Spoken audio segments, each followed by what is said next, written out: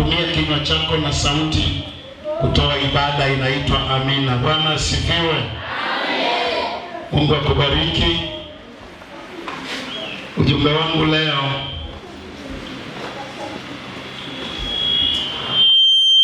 kukaa kwenye utukufu wa Mungu. Kukaa kwenye utukufu wa Mungu. Sitaanza huko kwenye kukaa, nitazungumzia tu kipengele kimoja kinaitwa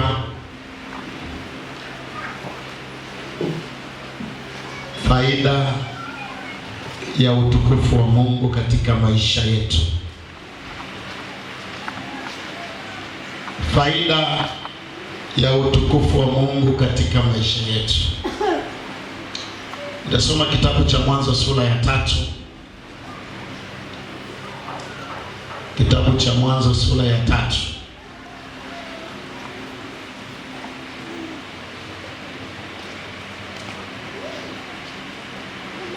Mstari wa 7, Biblia inasema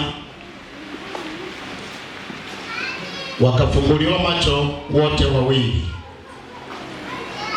wakajijua kuwa wa uchi, wakashona majani ya mtini, wakajifanyia nguo. Kisha wakasikia sauti ya Bwana Mungu akitembea bustanini wakati wa jua kupunga. Adam na mkewe wakajificha kati ya miti ya bustani, Bwana Mungu asiwaone. Bwana Yesu asifiwe sana. Faida na umuhimu wa utukufu wa Mungu katika maisha ya mwanadamu.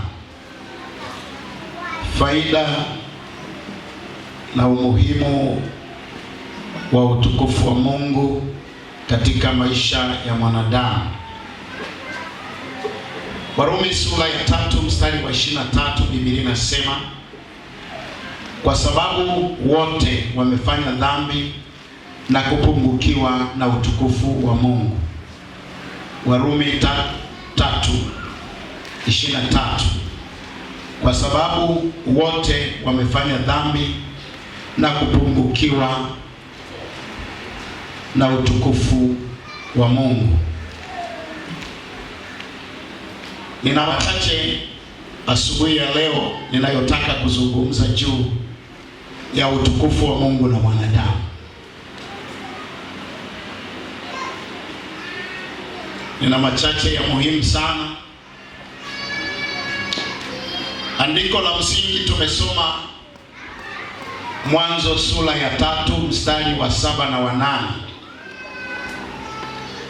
Mstari wa 7 anasema wakafumbuliwa macho. Naomba niulize swali. Naomba niulize na unijibu. Kwa sababu kama unanisikiliza si swali unasikia. Nani masikio yake yana kigugumizi?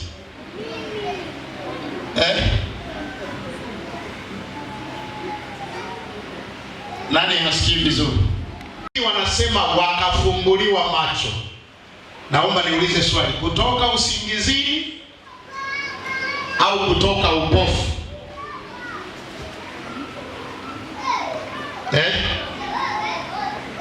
Mstari wa 7, wakafumbuliwa macho.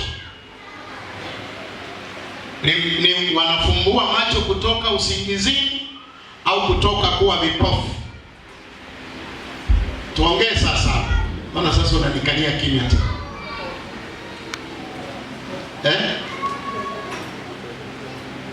Wakiwa wamesinzia wakafumbua macho, au kutoka kwenye kuwa vipofu wakafumbua macho? Hebu soma Biblia yako, labda wewe Kiswahili chake inaeleza. Nani na Biblia ya Kiingereza? Patmos, Biblia yako ile iko wapi? Sasa ungekuja nayo. Inasemaje ya kwako? Hebu soma 1, 2, 3. Bado watu naongea wenyewe wanaangalia kwingine. Nimesema fungua Biblia usome. Au kuna maandishi mengine yako ukutani. Naona wengine wanasomea ukutani. Au mimi ndio sijafumbuliwa macho, kumbe kuna Biblia inafunguka ukutani.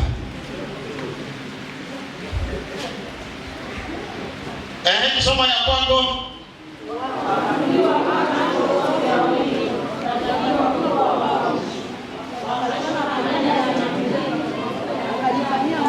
Swali, wamefumbuliwa macho kutoka kwenye kikuwa vipofu au kutoka kwenye usingizi kulala?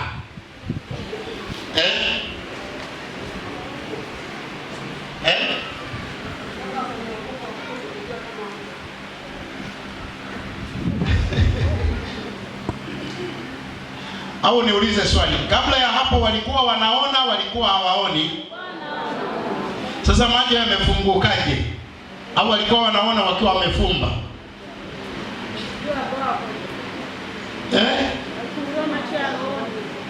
Walifunguliwa macho ya rohoni. Macho ya rohoni yanaona nguo?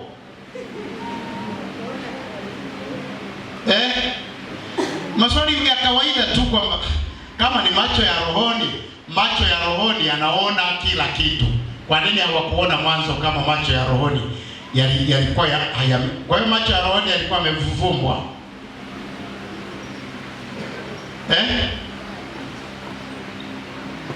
Nataka kuzungumza faida na umuhimu wa utukufu wa Mungu katika maisha ya mwanadamu. Warumi 3:23 anasema, kwa sababu wote wamefanya dhambi na kupungukiwa na utukufu wa Mungu. Nitazungumza bila kusoma sana leo. Adam na Eva walipoumbwa hawakuwahi kuvaa nguo ya aina yoyote. Hawakuwahi kuvaa nguo, lakini hawakuwahi kuwa uchi, kwa sababu ya utukufu wa Mungu. Bwana asifiwe sana. Kwa sababu ya utukufu wa Mungu. Walikuwa wanatembea siku zote, hawajui, hawaelewi, wala hawajawahi kugundua kwamba wako uchi, kwa sababu ya utukufu wa Mungu. Biblia inasema kwamba walipotenda dhambi, utukufu wa Mungu ukaondoka.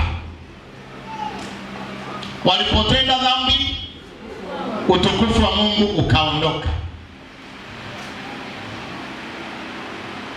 Ulipoondoka, ndio hii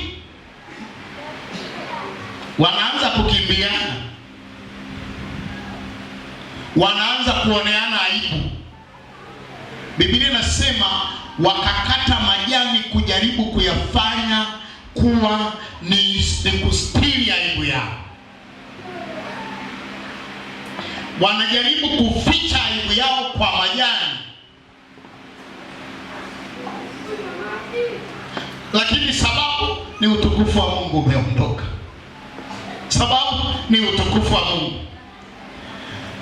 Na walipojaribu hivi, sijui kama umewahi kutafakari kwamba majani yale yalikuwa majani ya mti gani? Unafikiri kwa majani ya mti gani? Ya kuvaa. Na waliyashonaje? Ya mgomba. Unafikiri alikuwa ya mti gani? Sawa, basi tusigundue mti. Okay, yalinyauka baada ya muda gani? Na walidumu nayo kwa muda gani?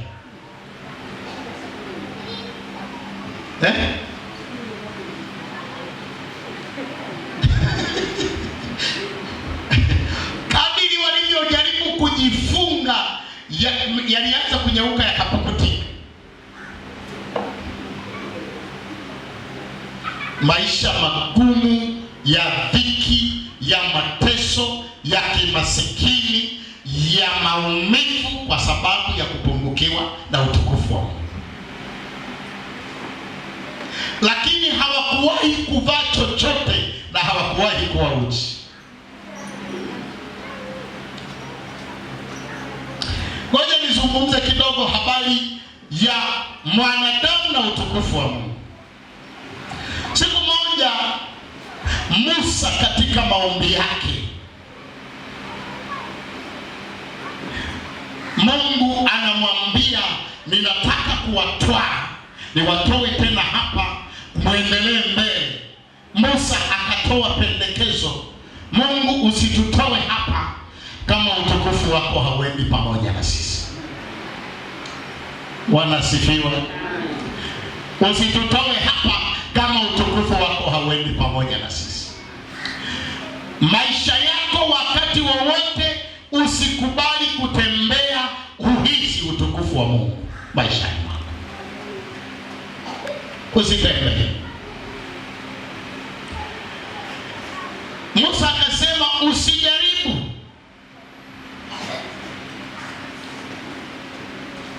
Wakati wote utukufu wa Mungu unapokuwa haupo kwa mwanadamu, lazima, andika hii ya muhimu sana, lazima kutafuta mbadala. Wakati wote utukufu wa Mungu umeondoka, wakajaribu kila majani ya mgomba. Sasa walipokata ya mwarobaini, sio waliyawekaje? Wao wenyewe waligeuka kichaka,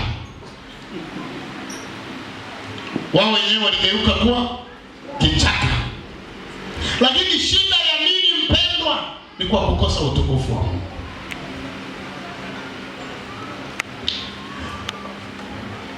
Wana wa Israeli wakati wanatembea, utukufu wa Mungu ulitembea kabla hawajawa na zile mbao mbili za mawe, kabla hawajawa na ile sanduku la agano lenye ile fimbo ya Haruni iliyochipuka maua, kabla hawajawa na ile sanduku la agano lenye ile kopo la ile mana na ile Urimu na Sumimu, walikuwa utukufu wa Bwana unaonekana kupitia Musa. Haleluya. Haleluya. Utukufu wa Mungu walikuwa wanauona kupitia Musa. Musa akiwepo kati yao akafanya ibada, wingu likashuka. Haleluya. Sasa Musa kuna wakati akaitwa na Mungu akaambiwa njoo huku mlimani.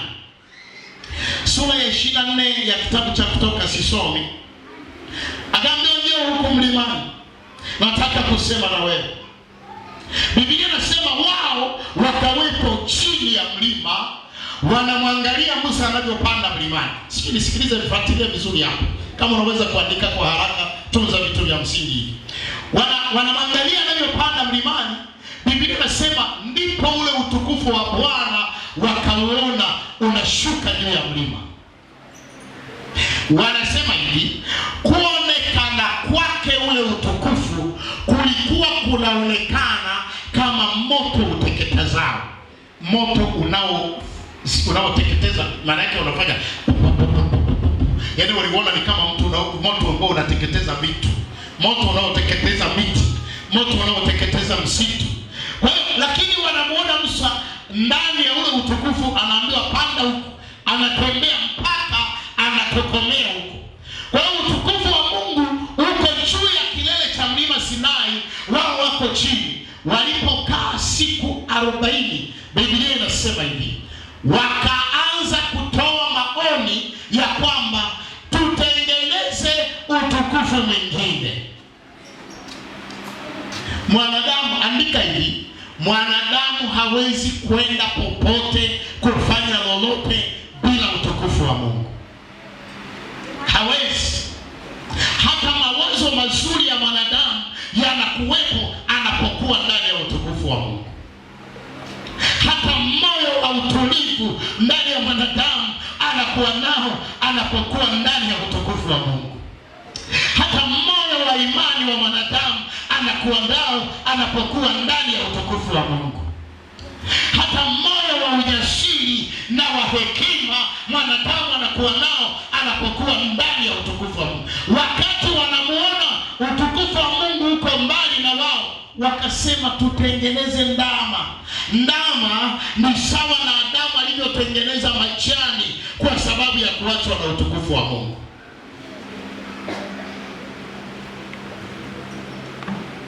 Wakatengeneza ndama.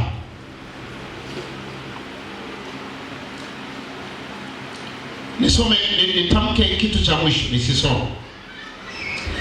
Wakati wana wa Israeli wametawala sasa, wako ni taifa, wamekuwa na mfalme.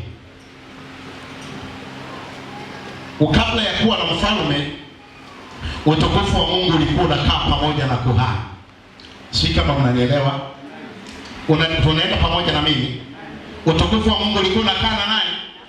Na kuhani na nabii. Baadaye pia wao wakataka mfalme, lakini kwa mfalme utukufu wa Mungu haukukaa, ulikaa kwa nabii. Sasa Biblia inasema hivi, ikawa Samueli akafa, ambapo ndipo utukufu wa Mungu ulikuwa una. Mwamshe mwenzako, mwambie simama. Huyo hapo anasinzia. Wewe simama bwana. Tunabishana. Simama. Sisi nimekuona. Mimi siwezi kuwa nahubiri mtu amelala. Hiyo biashara sikubali. Na nitakuwa nahubiri napita huko mpaka nimuone nani kasinzia. Bwana asifiwe. Bwana asifiwe. Alipokufa Samueli, utukufu wa Mungu kaondoka katika Israeli. Nisikilize kitu cha msingi sana. Utukufu wa Mungu ndio huwa unatoa majibu na kuondoa aibu ya mwanadamu. Utukufu wa Mungu ndio unaleta heshima ya mwanadamu. Utukufu wa Mungu ndio unampa nguvu mwanadamu. Natamani mtu aelewe hii si. Katika Samueli utukufu wa Mungu ulikuwa unaonekana kwa Israeli. Wafilisti wakivamia, wanamwita Samueli, Samueli. Hata mfalme anauliza, nenda madhabahuni, madhabahu ya Gilgal, kasimame uulize utukufu wa Bwana utakuwa pamoja na sisi katika kuwaandama Waamaleki na Wafilisti. Utukufu wa Mungu uliposhuka akasema muandame. Sasa Samueli kafa. Samueli kafa, anaeleta sababu ya uwepo wa utukufu wa Mungu katika maisha yako. Sijui alipokufa Samueli, Biblia inasema hivi, Sauli akajaribu kwenda kwenye madhabahu ya Gilgal aulize kwa Bwana kwamba awapandie Amaleki au asiwapandie. Biblia inasema hapakuwa na mbingu iliyosema wala kwa ulimu na sumimu. Sio, umeelewa? Hakuna namna. Na Biblia inasema kipindi hicho palikuwa na mafunuo adimu. Utukufu wa Mungu. Aya kaa, ukisinzia tena nakuja kusimama hapa. Ukisinzia tena hapa. Biblia inasema hivi, Sauli alipotafuta utukufu wa Mungu umekosekana, Biblia inasema akarudia maisha yake ya zamani. Badala ya kwenda kwa nabii, kwa sababu hakuna nabii anayeleta utukufu wa Mungu, akaenda kwa mganga wa kienyeji. Sasa pointi kubwa hapa nataka kusema nini? Mwanadamu huwezi kutembea bila utukufu wa Mungu. Adam bila utukufu wa Mungu lazima vae miti.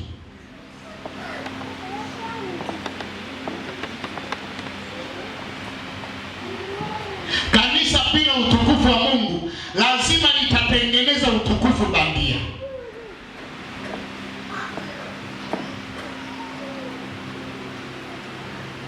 Haleluya, haleluya. Kwa sababu litashona majani ili kuficha udhaifu wake. Majani yalikuwa ni sababu ya kuficha madhaifu yao, ya kuficha aibu yao. Kama unavyoona leo dunia, baada ya kukosa utukufu wa Mungu, wametengeneza dini angalau zijaribu kuficha aibu yao machoni pa Mungu. Lakini dini, oh haleluya, majani hayakuweza kuwa vazi la kutosheleza kwa Adamu na Eva kama ilivyo utukufu wa Mungu. Maana yake ni nini? Utukufu wa Mungu hauna mbadala. Haleluya. Utukufu wa Mungu ni wa lazima uwe utukufu wa Mungu tu. Hakuna kitu cha kuja kuweka badala ya utukufu wa Mungu. Bora tuingie gharama yoyote, turudi tutafute utukufu wa Mungu.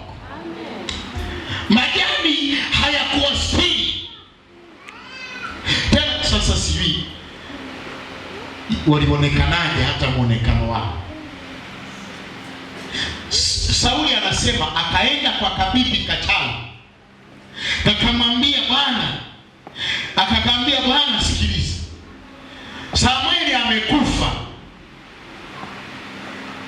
na kwa sababu amekufa utukufu wa Mungu umeondoka. Hatuna uwezo wa kumsikia Mungu, hatuna uwezo wa kuzungumza na Mungu, kama tulivyosoma mstari wa 8 katika sura ya 3 ya Mwanzo. Ikawa saa za jioni, wakaisikia sauti ya Bwana Mungu inatembea katika bustani ya Edeni, wakakimbia. Bila utukufu wa Mungu hakuna kuzungumza na Mungu. Huwezi kumkaribia Mungu, huwezi kusikia Mungu anasema na nini wakati wa sasa. Lakini katika utukufu wa Mungu utasikia sauti inazungumza na wewe, na utapenda ile sauti. Biblia inasema wakajificha.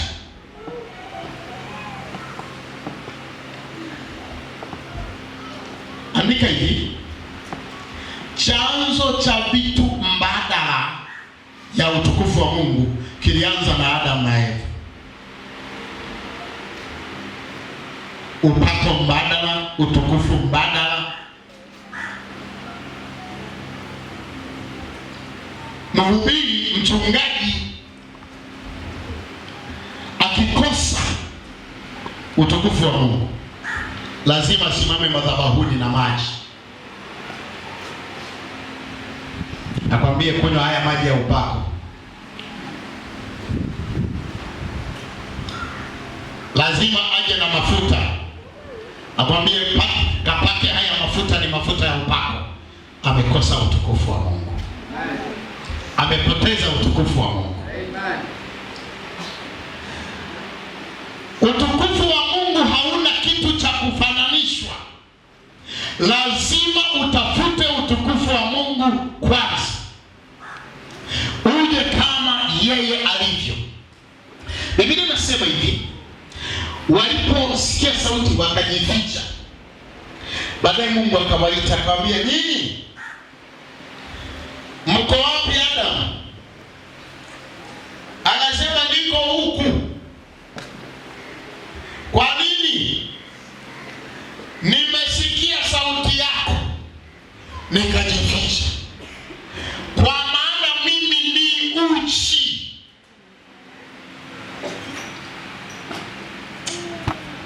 Hebu tafakari hivi, Mungu alimuumba mwanadamu akamwekea utukufu wake.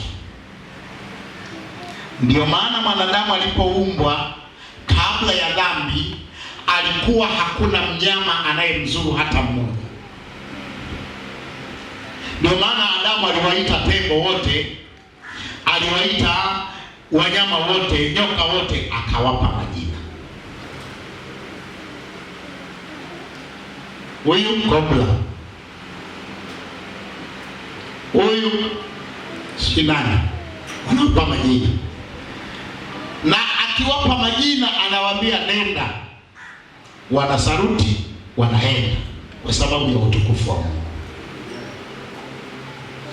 Lakini mwanadamu alipoondolewa utukufu wa Mungu, leo nyau wakililia dirishani, hapo wanalia Gabriel fulani, wakianza wale, wakati walimaliza wanaanza kipindi cha kuabudu. Wakati wanaabudu sasa, wanalia Gabriel fulani mirefu. Mwanadamu kwa sababu ya utukufu wa Mungu anaanza kutetemeka kwa sababu amekosa. Lakini angekuwa na utukufu wa Mungu, labda angezijua na nyimbo za kuabudu, angeabudu tu. Akilia. Leo mwanadamu amejitafutia, niorodheshe mambo machache nimalize. Vyanzo vya kutafuta silaha mbalimbali duniani, silaha zote unazozijua: panga, mshale, mkuki, fimbo, visu, bunduki, mabomu. Yote hayo ni kwa sababu ya kupungukiwa na utukufu wa Mungu. Bwana asifiwe sana. Bwana asifiwe. Vyanzo vya kutafuta kuwa na majeshi duniani, chanzo chake ni kupungukiwa utukufu wa Mungu. Adam na Eva hawakuwa na nyumba waliojenga. Hakuna mnyama aliyewazuru. Leo tunajenga nyumba za magrili, hata ikipata shoti mwenyewe kutoka na washi. Mtu amejiwekea magrili.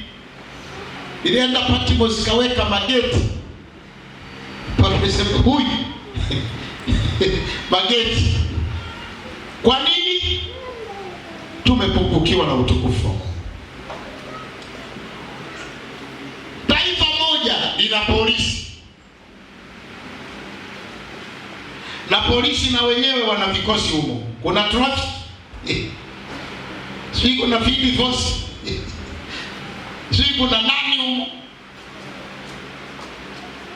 Vikosi vya usalama viko vingi. Hayo yote ni majani. Ila jeshi lenu ninyi friend ni majani.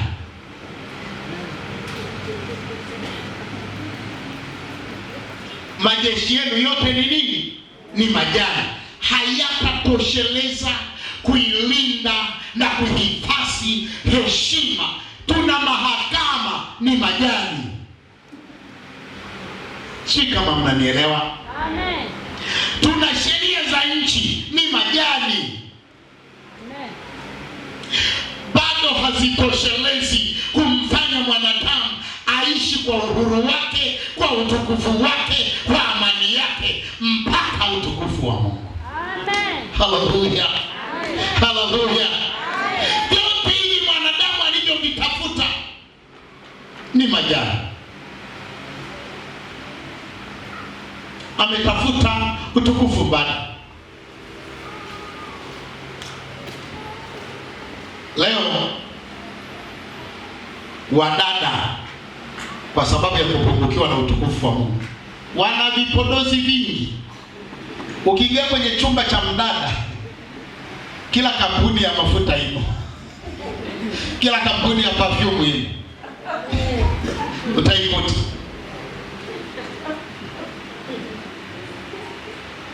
Na kioo hakiamini, anaenda na saluni wakamtengeneza. Kupungukiwa na utukufu wa Mungu. Bwana sifiwe. Amen. Nataka kukueleza umuhimu na ulazima wa utukufu. Labda nikupe hiyo kwa sababu sisomi maandiko, nitakusimulia tu. Kulikuwa na mfalme mmoja anaitwa Ahasuero. Akasema niletewe wanawake wote wa mataifa. Sasa ni mfalme anatawala dunia. Wote duniani wanawake wazuri waletwe. Nijichagulie mmoja awe mke. Biblia inasema hivi, wakajipodoa wakapelekwa kwa wapodoaji, wataalamu wa kupodoa. Kule mnakoenda wanani ni wataalamu wa sabuni huko. Sio dhambi, kafanyeni, ile ni kazi ya ajira tu. Usije ukaogopa kunyosha mkono. Wakapelekwa kwenye saluni ya Ikulu, wakatengenezwa kwa muda wa miezi kadhaa. Ambia wewe, hii imekukataa ipona. Lotion hii hapana, tubadilishe. Maana mfalme mwenyewe unaweza ukakuangalia ukakuta uso mbaya akakuchinja hapo hapo. Wewe unapopita tu ukionekana umemtia kichefuchefu kwa uso lako, kisu anambia kata kichwa huyu na niletea na hili na. Wanampodoa mtu mpaka anakuwa wametengenezwa. Mordekai alikuwa anajua siri ya mwanadamu na utukufu wa Mungu. Akamwambia Esther, mwanangu, wazazi wako wamekufa, mama yako amekufa, baba yako amekufa, nimebaki mimi mtomba wako, ninajua siri ya Wayahudi ni utukufu wa Mungu. Amen. Anamwambia sikiliza, wewe usitumie vitu mbadala kutafuta utukufu wa Mungu kwa mwanadamu. Kaa kwenye maombi, kaa kwenye ibada. Haleluya, haleluya, haleluya. Akajichimbia kwenye utukufu wa Mungu. Biblia inasema siku ya kwanza wakapita mabinti mpaka jioni. Mfalme kwanza akakasirika, mmeandaa madude gani haya mnaniletea? Yapi? Alipofika Esther bado kako mbali, mfalme akaanza kufanya hivi. Amen. Anachukua fimbo yake ya dhahabu, akaenda akakagusa kwenye paji la uso, akajapaka poda. Haleluya. Akajapaka, akajaongea sabuni. Haleluya. Utukufu wa Mungu unatosheleza ule uzuri, heshima, ubora wa mwanadamu ni pale Mungu anapokuwepo kikamilifu ndani ya maisha yake. Si kama unanielewa?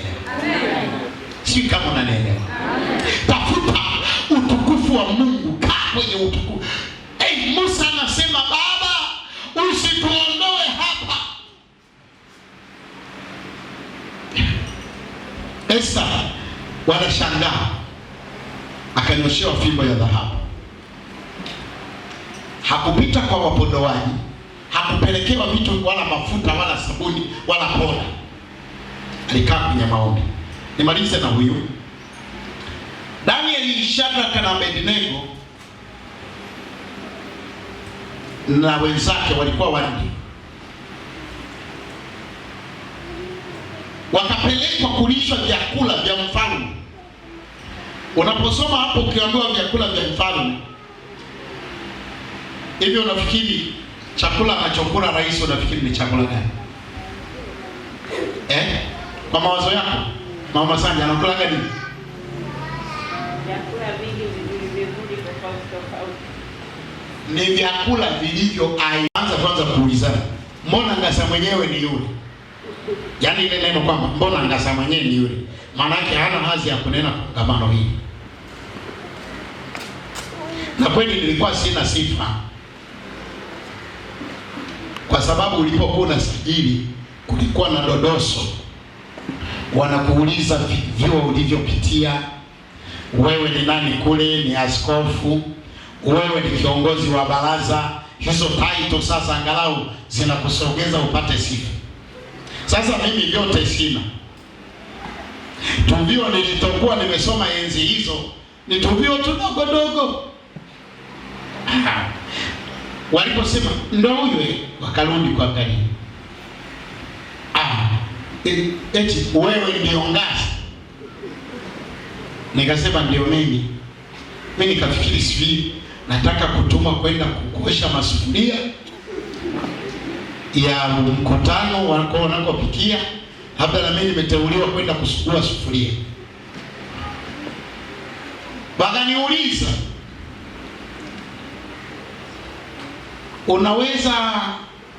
ukaweza kunena? Na hili swali nimeulizwa sio mara moja. Nikasema kwa neema ya Mungu naweza kunena. Wakaenda wakaambizana. Wakaniita, mwite. Unaweza kunena dakika 15? Nikasema mkiniombea.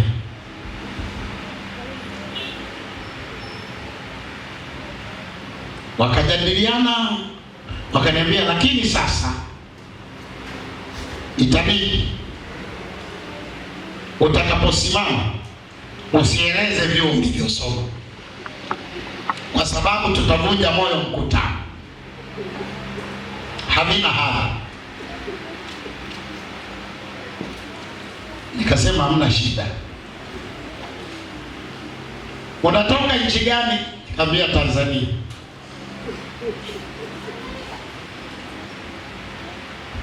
Nikapewa dakika 14. Haleluya. Haleluya. Na Mungu naye huwa anapenda kujitukuza, auonyeshe utukufu wake. Amen. Niliposimama mimi nikahubiri dakika 10. Dakika 10. Nikamwambia Mungu awabariki watu. Nikatoka. Wakakaa kikao, wakanipa kesho usiku, wakanipa dakika 30. Usiku nikahubiri dakika 25. Kesho yake nimeingizwa kwa wanenaji. Na mimi nimeorozeshwa na ninafuatwa na mimi na gari ya wanenaji. Wakati natoka kwenye mahafali, nilikuwa mgeni rasmi kule Igoore, Iringa. Nikapiga simu kwa askofu asiyenifahamu kwamba ninaomba kesho niabudu, tuna masharti yetu wachungaji. Hupaswi kuja nyumbani mwa kanisani kwa mchungaji bila taarifa. Nikamwambia askofu, nakuja kuabudu hapo, hanijui. Niliposalimia, aliponikaribisha kusalimia kanisa lina watu zaidi ya 2000. Akaniambia tuna ibada jioni, unaweza ukanena? Nikasema ikimpendeza Mungu. Tukaachana, nikatoka ofisini kwake. Nilikuwa nimefikia kwa wakwe zangu pale Iringa. Nikasema narudi kwa wakwe zangu. Sasa pale Makambako, wakati ninataka kutoka kanisa, lakini unaweza ukahubiri dakika 30 na ujumbe usiharibu. Nikamwambia kama neema ya Mungu ikiwa juu yangu. Akaniambia au fanya hivi, wewe utahubiri dakika 20 alafu nitamalizia mimi. Sima, mnanielewa ninachoongea? Kwa sababu ya nini? Muonekano. Sina jina kubwa, lakini utukufu wa Mungu. Na ile ibada ilikuwa ametoka asubuhi kuitangaza kwenye redio, kwa ina watu wengi. Nilipotoka nimefika kule, naona nakimbiliwa na shemasi, unaitwa na askofu. Nikarudi nikasema hivi, unajua mimi nimetangaza redioni kutakuwa na watu wengi, na hili kanisa unaliona hivi lina watu wengi, na wale wakija sasa usije ukahubiri vibaya, una ujumbe kabisa wa kuhubiri. Nikasema kwa kweli labda tu niombee. Apiga magoti, akaniwekea mikono, akaniombea, akaniambia basi jitahidi angalau dakika 25 ili angalau dakika zingine nikamilishe mimi. Nilipoenda nikapiga magoti, nikamwomba Mungu, utukufu wa Mungu ukanishukia. Sina jina lolote ila utukufu wa Mungu. Amen. Bora kutembea na utukufu wa Mungu. Amen. Niliposimama jioni, askofu na wasiwasi, sio atasema nini huyo, vichungaji vidogo vidogo hivi. Nilihubiri ndani ya dakika 18. Hakuna mtu aliyekuwa kwenye kiti, watu wamedondoka chini zaidi ya 2000 na askofu alikuwa amekaa kwenye kiti chake, analia, anatembea huko, analia, anapiga kelele. Ndani ya dakika kama 22 nikasema simama. Askofu akasema, nina miaka zaidi ya 20 sijawahi kusikia injili. Nini ninachosema? Utukufu wa Mungu huwa unakukamilisha mapungufu yako. Unakamilisha mapungufu ya kibinadamu. Huna sura ya kuchaguliwa,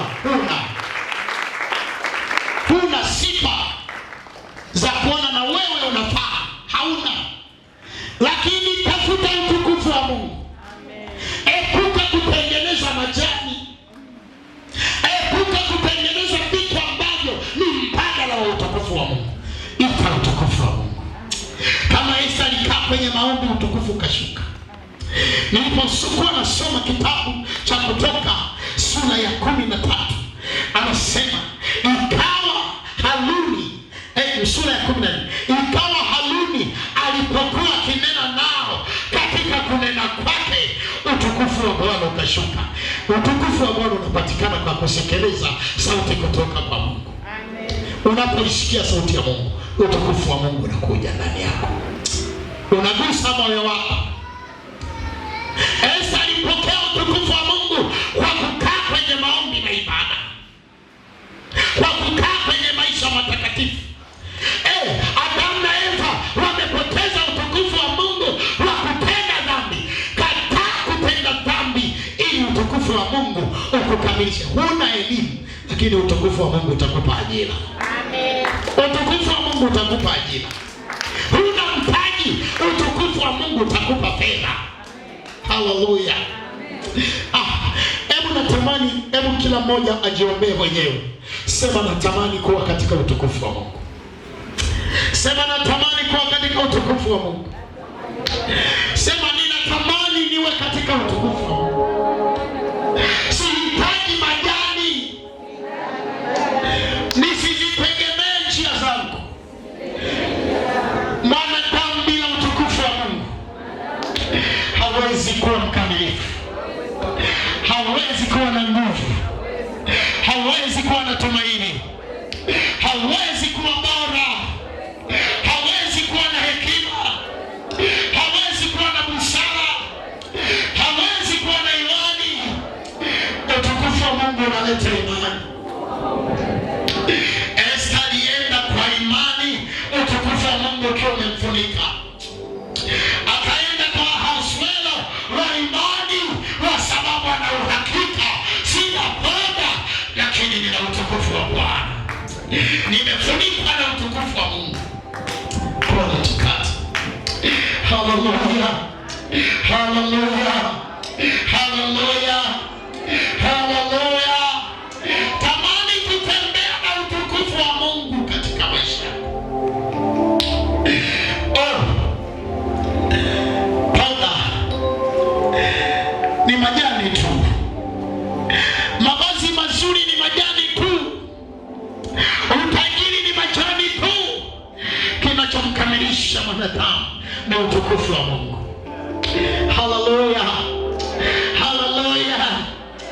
Utukufu wa Mungu ukishuka, watu wote watakuita wewe heri. Bwana tukare. Kuna mtu nimesikia nimemgusa neno hili. Kuna mtu neno hilo limekuwa kwa ajili yake. Utukufu wa Mungu ukishuka juu yako, watakuweka mahala pasipo kustahili. Watakuweka mahala ambapo hukustahili.